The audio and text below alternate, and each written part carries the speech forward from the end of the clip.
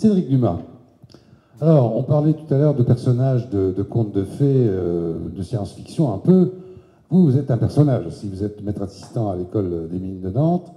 Vous êtes chercheur au sein de l'Institut de recherche en communication et en cybernétique de Nantes, l'IRSIN, qui a quelques représentants ici aussi. Vous travaillez sur les conceptions et modélisation interactive, les interfaces homme-machine, donc les interfaces homme-ordinateur. Les interfaces de travail orientées vers le travail coopératif, la modélisation 3D, et puis il va falloir en passer parce qu'il y en a de tout aussi belles d'ailleurs. Et vous êtes au sein du pôle Images et Réseaux, membre des réunions de l'Axe 7, réalité virtuelle. Alors expliquez-nous un peu ce que vous faites parce que c'est pas très clair à l'énoncé de tout ça. Globalement, je suis un spécialiste de l'interaction homme-machine, que ce soit en termes d'enseignement ou en termes en fait de recherche. Et donc l'interface, c'est le logiciel. Et l'interface, en fait, c'est la partie visible du logiciel, c'est la partie avec laquelle nous tous, nous travaillons. Et pour que l'homme reste libre dans sa relation avec la machine, il faut du logiciel libre. Il y a du logiciel libre, tout à fait. Tout le temps? Alors, en recherche, c'est un bon moyen pour nous de valoriser ce qu'on fait, de le montrer, en fait, de diffuser nos travaux. Donc je pense que pour les chercheurs, c'est un bon outil en fait de diffusion, de partage. Je pense que ça a beaucoup servi et depuis longtemps à faire des projets en fait interlaboratoires et à permettre en fait la construction. Alors je parle peut-être plus pour l'informatique là, d'outils communs, de prototypes communs. Donc beaucoup cette idée de diffusion de prototypes, en allant jusqu'à initier avec certains projets, des transferts technologiques en fait, vers des entreprises qui derrière peuvent reprendre certains projets et nous aider en fait, à les développer. C'est déjà arrivé à l'école des mines. Alors, il faut qu'on comprenne ça, parce que le chercheur, on l'imagine comme un individu secret, peut-être le plus secret des secrets. Et puis quand il n'est pas secret, il se fait planter. Regardez, les deux prix Nobel conjoints, l'allemand et le français. L'allemand, il est resté secret, il a déposé son brevet, et puis son labo a encaisser des royalties que le français, hop, partageur, pas secret, n'a pas fait partager à son laboratoire. Alors on reproche souvent à la recherche en France, il me semble, de ne pas déposer assez de brevets. Mais il se trouve que les équipes de recherche qui travaillent par exemple sur le middleware ont tendance en fait à beaucoup publier leurs travaux et publier leurs idées. Donc pour que ça aille au-delà des papiers de recherche que les gens dans les entreprises ne vont pas forcément lire, pas forcément aller dans les conférences en fait.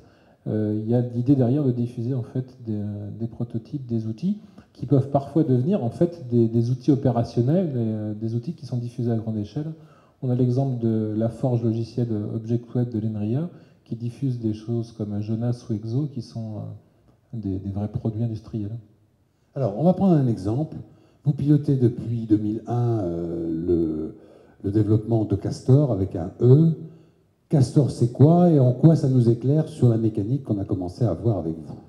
Castor, c'est très particulier. C'est un outil de gestion de documents électroniques qui sert à construire des bibliothèques numériques de documents. Et donc, si on a initié en fait le développement de ce logiciel à l'école des mines de Nantes, en l'occurrence, c'est parce qu'en fait, il n'y avait pas d'équivalent en logiciel libre et les équivalents commerciaux en fait étaient beaucoup trop chers. Et ça, c'est ce qui se passe en fait c'est un des modes de développement du logiciel libre, c'est presque le mode original. C'est qu'une entité seule ou quelques personnes, voire parfois une personne, vont se mettre à développer un logiciel, par exemple, je sais pas, pour la gestion des notes dans un collège, souvent dans les établissements publics en fait, pour une tâche quelconque. Et ce qui va se passer derrière, c'est que, avec l'ampleur qu'a pris le libre et les possibilités de diffusion qu'on a, le développement va passer un moment en logiciel libre, va être diffusé. Il y a d'autres personnes qui vont venir se rajouter sur le projet, le faire vivre. Et donc, pour le projet Castor, c'est un petit peu ça. C'est répondre à un besoin de centres de documentation et de bibliothèques, d'établissements publics qui n'ont ni les ressources ni les moyens, en fait, d'acheter des logiciels commerciaux qui sont de toute façon inadaptés parce qu'en fait, il y a des besoins spécifiques. Alors, pourtant, quand on vous entend dire logiciel d'une bibliothèque numérique, ça paraît pas compliqué, une bibliothèque. Quand on regarde le meuble bibliothèque, c'est des étagères. Donc, en matière de logiciel, ça ne va pas être bien compliqué. Alors, vous développez ça depuis 7 ans, c'est ça? Alors, qu'est-ce qu'elle a de compliqué, votre bibliothèque? Bon, alors l'avantage, c'est qu'on a moins de contraintes que vous pour le développement, donc on prend un peu plus notre temps. Ah bon. Mais du coup, ça peut faire éventuellement quelque chose qui, en termes de qualité... Eh bien, expliquez-nous dans ça. Ce qui se passe, c'est que vous avez entendu parler de l'initiative de Budapest ou des mouvements en fait, pour la publication libre des résultats scientifiques. Il se trouve qu'en fait, il y a des éditeurs qui, comme Elsevier, en fait, qui publient la littérature scientifique et qui, quand quelqu'un publie un article sur des recherches qui a été financées par ailleurs par le gouvernement français, en fait, s'arroge tous les droits de diffusion du papier. Ils font signer en fait des autorisations en fait des autorisations exclusives en fait de diffusion des documents. Moyennant quoi, en fait, le chercheur perd le droit de diffusion du document original. Et donc, si ça a marché pendant un certain temps, les modèles commerciaux de ces éditeurs-là font que maintenant, les chercheurs et les États aimeraient bien que ce pour quoi ils ont payé puisse être diffusé librement.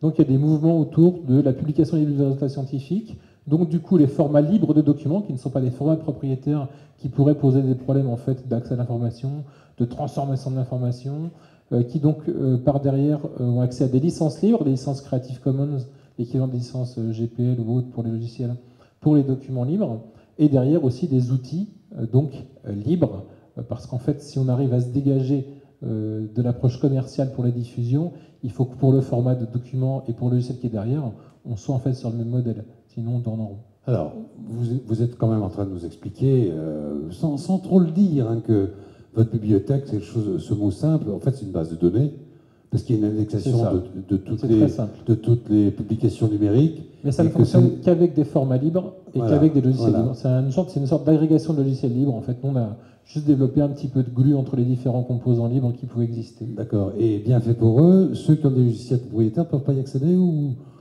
malgré tout, vous êtes généreux?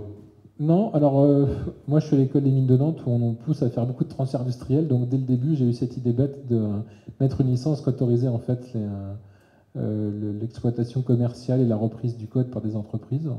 Bon, ceci dit, je pense que c'est bien. Puis des gens qui ont travaillé avec nous, comme Code Lutin, j'imagine que ça peut ils sont versés dans le libre, donc de toute façon, ça ne leur poserait pas de problème. Mais, si ça peut aider en fait une dynamique industrielle derrière, nous c'est bien en fait.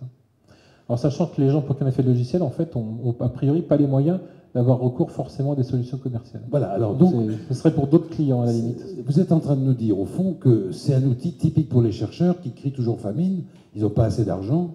Non mais attendez, c'est pas une critique, voilà, c'est ça. C'est une des raisons. Puis en même temps, ils travaillent de plus en plus ensemble. Il y a énormément de collaboration entre différents laboratoires, dans des sites différents, avec des cultures et des origines différentes. Et il faut qu'ils puissent communiquer sans bug. Donc ils ont besoin du logiciel libre aussi. Oui, tout à fait. Tous. Internet, ça a été construit. Internet, à la base, c'est la connexion d'universités de recherche et de laboratoires de recherche d'abord ensemble, en fait. Je pense que le besoin, il est effectivement flagrant. Et en fait, vous disiez de moins en moins de moyens, mais c'est parce que vous utilisez de plus en plus de logiciels libres, donc on estime, là où on vous donne de l'argent, que vous faites beaucoup d'économies, enfin, dans le rapport de 1 à 3, comme l'indiquait Jean-Bernard. Non, c'est que dans un cas, il n'y a pas de logiciel, et dans un cas, il y a un logiciel libre. C'est un peu ça l'alternative, en fait. C'est rien ou du libre, en fait. Non, c'est un peu ça. Alors par contre, c'est vrai que les établissements publics ont parfois des moyens quand même pour développer certains de leurs outils en interne ou en externe. Et dans ce cas-là, dans leurs appels d'offres, c'est aussi quelque chose d'intéressant pour les entreprises qui travaillent dans le livre, c'est que les établissements publics essayent de plus en plus, enfin nous on essaye en tout cas, de mettre le libre comme une clause de départ dans les appels d'offres en fait. Donc c'est des entreprises qui viennent y répondre, qui développent par exemple le site web de l'école des mines, en ce moment il est repris par une entreprise privée, une entreprise de service, mais qui le fait en fait avec des outils libres. Alors stricto sensu, vous n'êtes pas un chercheur en informatique, hein? J'ai migré récemment, effectivement, pas vraiment. Mais vous côtoyez des vrais chercheurs en informatique, qui sont uniquement, pardonnez-moi, uniquement dédiés à l'informatique, à la recherche en informatique. Oui. Et ces gens-là, ils contribuent au développement des logiciels libres nécessairement? Pas forcément, mais c'est vrai que chez nous, il y en a pas mal et que ça arrive quand même souvent.